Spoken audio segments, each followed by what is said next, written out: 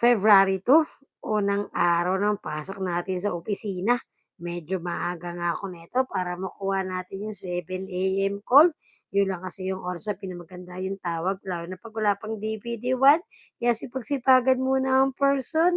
Napakalamig talaga ng panahon natin mga idol kaya medyo mahirap maligo sa madaling araw. Kaya ang ginagawa ko nagpapainit na nga ako dito ng tubig para makaligo ako. Eto na nga itsura niya dahil Monday ngayon medyo marami ng sasakyan compare nung Sabado mga idol hindi gano'n kadami. Medyo maglalakad lang tayo dito ng mahaba, malamig pa naman yung simoy ng hangin pero okey lang para kahit papaano pagpawisan naman tayo. At ito nga yung outfit ko for today's video.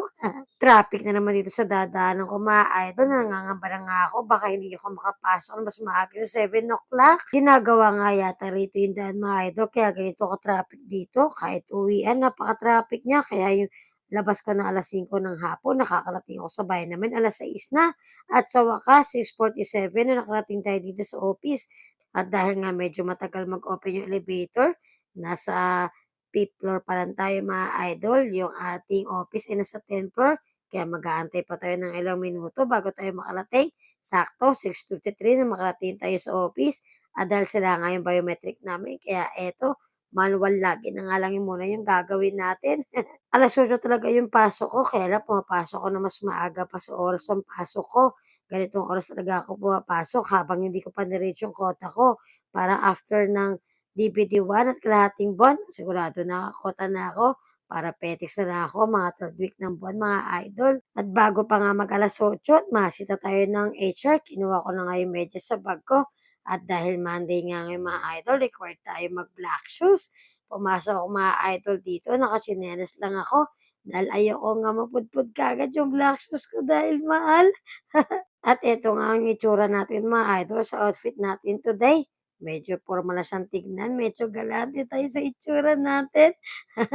Mas pogi yata ako sa itsura 'to mga idol, kaysa yung palagi yung nakikita nakasando ako 'pag nasa bahay. Pagdating ng 9:00, medyo coffee break na tayo dahil hindi nga tayo nagkakape kaya eto, cupcake na lang yung kakain natin pantawid gutom. Alam niyo ba, kahit nakaupo lang ako diyan at dumadaldal, nakakapagod at nakakaramdam ako ng gutom kaysa sa gumagalaw yung katawan ko.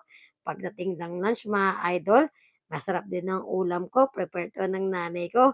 Meron ako ditong pritong manok, tapos meron akong ginisang sayote. Eto lang ang ulam ko, pero busog na busog ako. Pagdating ka ng 5:00, uwian time na tayo. At sana hindi nga traffic dun sa daan na dadaanan ko. Dahil sigurado gabi na naman ako uuwi 'pag nagkataon. Dito nga tayo mag-aabang mga idol ng sasakyan pauwi sa'tin. Buti na nga lang din hindi gano'n katagal na naghintay ako ng jeep bago ako makasakay.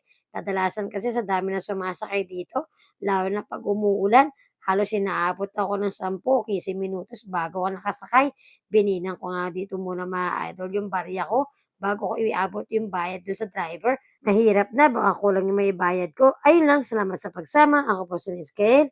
Ingat po tayong lahat.